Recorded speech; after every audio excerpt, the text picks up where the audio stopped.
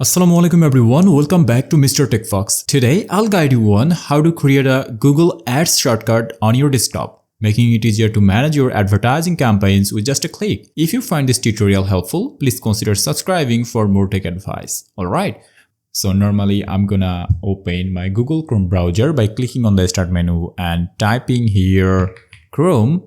After then click on enter, and here you have to type on the address bar ads.google.com. Okay, ads.google.com. Press enter and you will see an interface like this.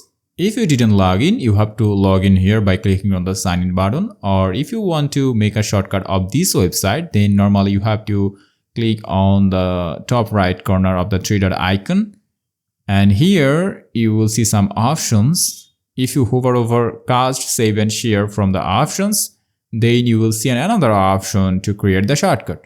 Normally click on that, create shortcut, and you can give it a name. I am giving it as default and clicking on the create button. And now it's gonna create a shortcut of Google Ads.